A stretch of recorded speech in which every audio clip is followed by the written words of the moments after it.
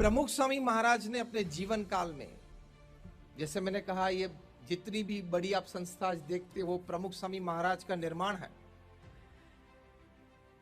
उन्होंने 45 इयर्स में 1300 संस्थाएं बनाई। जो एक संस्था, एक कैंपस यहां आप देखते हो, ऐसे छोटे मोटे 1300 कैंपस प्रमुख स्वामी महाराज ने अकेले हाथ 45 इयर्स में बनाए।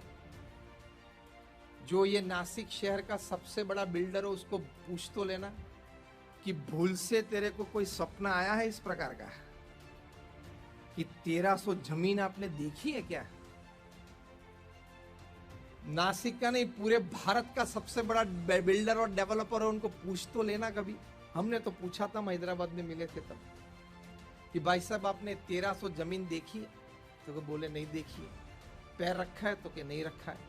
मैंने बोला प्रमुख स्वामी महाराज ने 1300 जमीन पे प्रोजेक्ट डेवलप किए हैं, और वो भी non residential, non commercial project.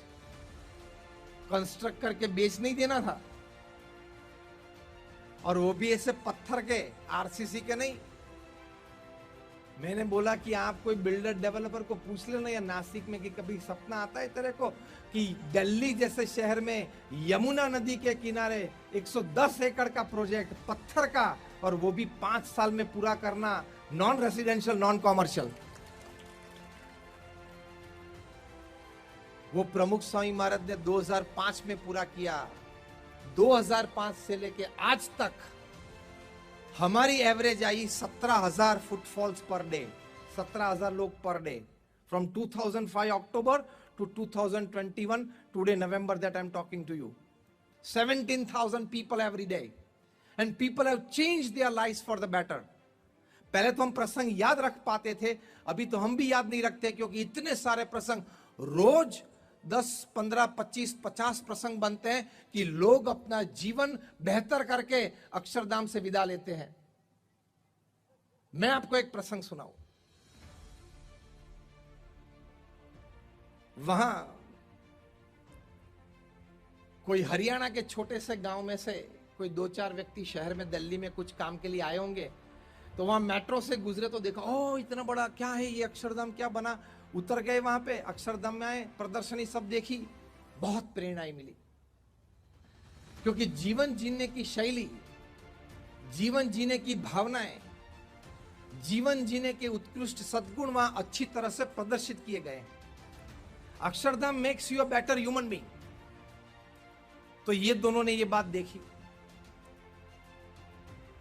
तो उन्होंने विजिटर्स बुक में, हम जनरल विजिटर्स बुक भी रखते हैं, उसने लिखा कि मैं हरियाणा के एक छोटे से गांव में से आता हूं। मेरा व्यवसाय यह है कि मैं रोज सुबह अपनी साइकिल पे 2 कैन लेके घर घर जाके दूध बांटता हूं। सुबह में एक बार और शाम को एक बार, जैसे गांव में आते हैं साइकिल पे दूध लेके। हमारा गांव बहुत छोटा है, 150-200 परिवार है, हम 3 दूध वाले हैं, तो मैं 50-60 घर को दूध देता हूं, और उसी आमदनी से मेरा परिवार चलता है। छोटा गांव। और मैं अपने जीवन में 50 साल की आयु में सिर्फ 2 बार मैं यहां दिल्ली आया हूं। एक बार हमारे गांव में कोई बड़े घर में शादी थी तो बारात में आया था, और दूसरी दफा भी आया। लेकिन आज ये अक्षरधाम देखा, प्रदर्शनी सब देखी, इतनी प्रेरणाएं मिली कि आज से मैं प्रतिज्ञा लेता हूं कि मैं अपने दूध में पानी नहीं डालूंगा।